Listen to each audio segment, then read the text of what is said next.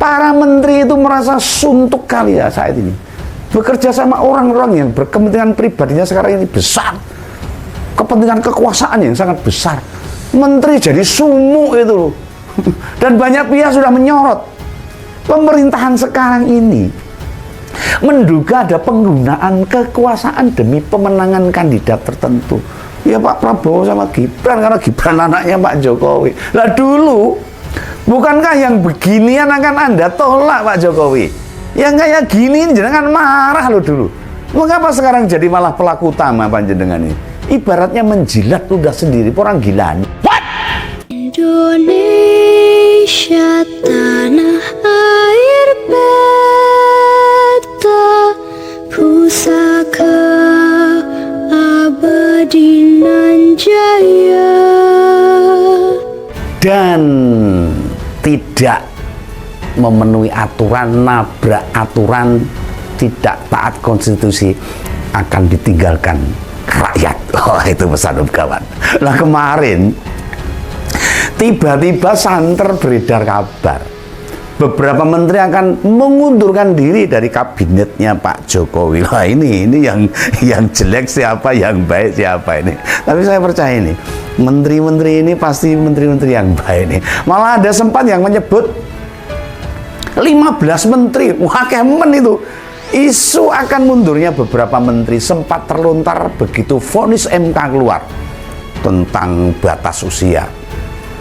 Nah, banyak pihak memprediksi Jokowi tetap mendukung Gibran, otomatis PDIP ditinggalkan. Akibatnya PDIP kemudian menarik semua menterinya. Tapi faktanya tuduhan tersebut dibantah oleh Mbak Puan. Oh, PDIP ora pendendam kok. Semua menteri masih bekerja sesuai dengan sumpah dan janji yang diucapkan. Tapi mbah ini kok tiba-tiba menteri dari PDIP kok ingin mundur, mesti ada yang salah juga ini. Nah, yang semakin tidak baik ini dari Pak Jokowi ini. Mereka tetap bekerja dengan baik menteri-menteri itu sampai sekarang. Nah, hingga masa jabatan terakhir itu kata Mbak Puan loh. Nah, menteri-menteri yang dari PDIP bahkan tidak ada yang mendaftar sebagai caleg karena memang ketaatan mereka untuk melayani negara, untuk melayani masyarakat. Karena bila dia jadi caleg, dia harus mundur dari jabatannya. Tuduhan PDIP memboikot, bahkan membalas pengkhianatan Jokowi pun tidak terbukti. Lawang PDIP itu bukan partai pendendam. Sekali lagi itu kabar tahun lalu loh itu. Nah, jelang deklarasi Gibran cawapresnya Prabowo, lah kok sekarang muncul lagi dan disebut-sebut Bu Sri Mulyani, Mbak Ani, Pak Basuki Hadimulyo, serta menteri lain dibilang sudah siap mundur. Ini menteri-menteri baik, menteri-menteri jujur ini. Menteri-menteri yang lurus ini kalau mundur, berarti ada yang tidak baik di kabinet ini. Ini menurut Begawan ini. Nah, salah satu yang meminta supaya mereka mundur itu Pak Faisal Basri, ahli ekonomi itu. Enggak ding, tapi enggak, Pak Faisal Basri enggak bilang begitu. Dia bilangnya begini, supaya masyarakat beramai-ramai meminta mereka mundur. Ngakon masyarakat. Oh, tapi ya bener sih, itu berbeda loh. Kalau Om Begawan secara pribadi, kita tahulah orang kayak Bu Sri Mulyani, Pak Basuki Hadimulyono, Pak Pramono Anung, Pak Yasona Lauli, Bu Trisma Harini, mantan wali kota Surabaya, serta beberapa yang lain, jelas-jelas tidak setuju majunya Gibran jadi cawapres yang nabrak-nabrak aturan, nabrak-nabrak konstitusi, sehingga MK memutuskan keputusan yang melanggar etika, yang bikin menggelisahkan lagi, menggelisahkan. Lah para menteri itu tahu dan mendengar sendiri kok, karena dekat. Bagaimana cawe-cawenya Presiden Jokowi? Ya karena pembantunya kan sering dengar supaya anaknya menang, piye carane. Lah kan mereka dekat dengan istana, pasti banyak kabar berseliweran di sana. Walah, kok ya tenanan men. Lah kita yang jauh aja loh, Begawan itu yang jauh dari Jakarta. Kalau dari Jakarta ya 500 kilo, yang tidak punya akses kekuasaan, yang nggak dengar bisik-bisik pejabat, bisa tahu fenomena ngawurnya Pak Jokowi. Mereka mungkin lagi menimbang-nimbang, menghitung, mengkalkulasi dampaknya. Lah Kompolres harus tahu, yang nonton Kompolres harus tahu. Jangan asal menyalahkan mereka loh. Kalau mereka hanya pengen duit gaji menteri yang mau mundur itu, bukan gitu. Lah nek jabatan dilepas, yuk digantikan orang-orang yang nggak punya kemampuan, nggak punya kredibilitas, atau para pendukung Prabowo Gibran, anggarannya negara makin buyar nanti peruntukannya tuh. Uang atau program yang harus bisa dirasakan oleh rakyat renek, malah jadi bancaan itu para rampok uang negara. Itulah pemikiran mereka, nggak kayak kita. Nek wis wegah yo tinggalkan, marai ribet gitu loh. Jadi tolong, ini dimengerti oleh masyarakat. Mereka itu lebih tahu apa yang terbaik dan apa yang bisa dilakukan. Oh ya, ini mesti menjabat menteri, tidak semua hal bisa mereka lakukan sekarang ini, terutama jika urusan program dengan rakyat. Misalnya Bu Trisma hari ini, Menteri Sosial yang memang boleh dan bisa menyerahkan bansos atau BLT atau sembako. Kan selama ini beliau keliling Indonesia buat nyerahan itu semua, sekaligus memonitoring gimana sekarang kabarnya sih sudah nggak boleh diserahkan sama Bu Risma katanya. Itu yang keliling Pak Jokowi itu digantikan unit apa gitu loh. Oh, Begawan lupa ini, Pak Jokowi takut kali ya bila yang menyerahkan Bu Risma, karena Bu Risma itu kan orang PDIP ini. Orang jadi mikir ini, wah ini PDIP masih peduli sama rakyat, mesti. Faisal Basri mengajak sejumlah menteri mundur dari Kabinet Indonesia Maju. Hal itu karena Presiden Joko Widodo dianggap terkesan berpihak kepada pasangan calon nomor urut 2, Prabowo Subianto dan Gibran Rakabuming Raka. Faisal Basri mengklaim yang paling siap mundur adalah Menteri Keuangan Sri Mulyani Indrawati, serta Menteri Pekerjaan Umum dan Perumahan Rakyat atau PUPR Basuki Hadi Mulyono. Total disebut ada 15 menteri yang kemungkinan mundur, yang merupakan teknokrat atau bukan dari partai, atau yang berasal dari partai oposisi. Ketakutannya Pak Jokowi gitu. Ini menurut Om Begawan, pendapat Om Begawan. Nah iya toh, Om Begawan jadi ingat tuh, Pak Zulhas itu sampai mempolitisasi bila bansos itu malah punyanya Pak Jokowi ya. Orang ngawur. Ya ngawur tingkat dewan kalau gitu. Padahal selama Bu Risma bekerja nggak pernah kok mengklaim bila bantuan itu dari PDIP.